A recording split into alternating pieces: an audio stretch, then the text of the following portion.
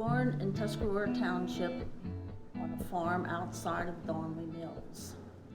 When I was 6 months old, my family moved along. I had a brother, moved into the village of Donnelly Mills, and there I remained till I was married at 23, and still living in Donnelly Mills. We had our apartment above the store.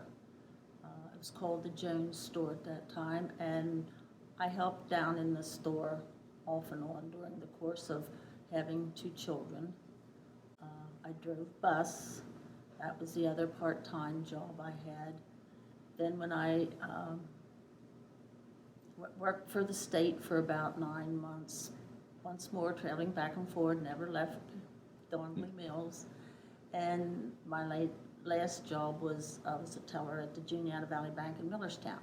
That is where I retired from. Moved back home to Donnelly Mills. And in the process of those years, my husband and I built a home in Donnelly Mills. So that is where we've been ever since. It was a general store, and it was, J. Logan Jones owned it, and was when I was living, born, he owned it, and he sort of retired from that business, and his son-in-law, Donald Gordon, took over as proprietor. That is where I did most of my help with Dawn and Shirley. And it was the kind of a store, if Dawn didn't have it on when you come in for an item, I'll get it for you on Tuesday. That was his motto, I'll get it for you on Tuesday. Tuesday was his day to go to Harrisburg and pick up items, groceries that he couldn't get locally. Your vinegar came in barrels, your kerosene came in barrels, your pickles came in barrels. You got a big slab of cheese, that the wheel type cheese. In today's age, you wouldn't have that out in the open because everything today needs to be refrigerated. Back then, it was out in the open, and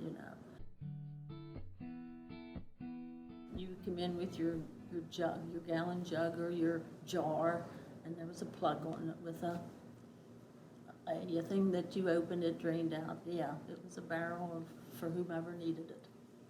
Same way with the kerosene. It was a barrel, and if you needed a gallon of kerosene. Okay, and the pickles, you just helped yourself. Sorry. And a lot of farmer stuff. The things that a horse would need to, and they had the blacksmith shop there in town at that time, but it was things like that, a lot of nails and all those kind of items, but never clothing, never boots, nothing like that, nothing like that.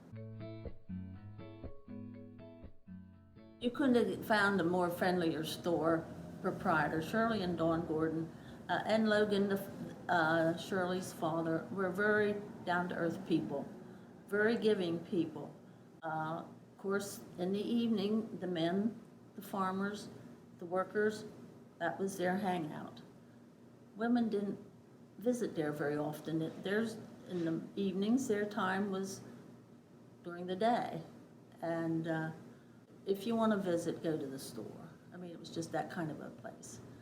When I was growing up there, my brother and I, we had an uncle that lived with us, and he would go over in the evenings and loaf. They called it loafing at the store, and my brother and I would go in and stand at the candy counter because that's where you got penny pieces, and Uncle John would always give us money to get candy. It was that family type situation. It was just a great place to be.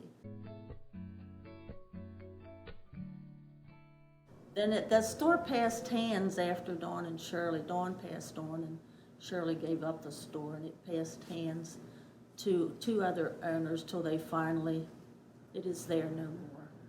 They tore it down, and that's the story of that kind of corner there that used to be known as Jones Store. And when it left, it changed the whole situation totally.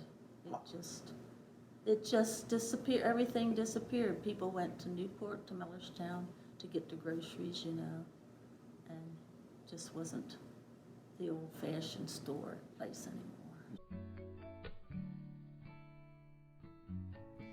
Blacksmith shop was toward Ickersburg. I don't know if you're familiar with Route 17 in Donnelly Mills or not, but the blacksmith shop was toward Ickersburg, and then there was a small, well, it was kind of a large catch-all place that my great uncle owned. He was blacksmith. He was at that time the cabinets, the cabinet maker, and the horse and buggy era. You know, he did that and repaired the wheels and stuff like that. That was in another shop. Over town in Donnelly Mills, there was another store, but that's before my time. So, but it became a big, well, the map in the courthouse shows Donnelly Mills as a layout of a small town, but it never developed into that. It showed the streets and everything, but the streets never materialized.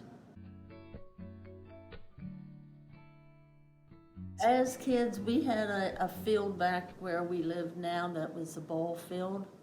So that was one of the playing, the weekends was playing ball, getting together. We would also, which you cannot do this nowadays for love nor money, play stickball on the road out in front of our place when I was growing up. That was one of the things we did. We didn't have the traffic then. We would, in the winter, we would put a pack the snow across Route 17 and slide down off of the hill, coming down through our yard, and that kind of stuff. Most of the things was shoot and juke, cowboy games. This is what outside. We were outside. That was you go outside to play. You didn't sit in front of the television. You didn't have it then. So you had to compromise and do other things, but we didn't know any different. We didn't know that there was a television in our future. You know, we just played outside. I love it. I wouldn't move anyplace else. It has changed. There's people have moved out. My old people, you know, that had lived there have passed on. My mother was 104 years old, and she passed on. And the house that she lived in is now our daughter's, and it was built in 1843. So it has stood the test of time.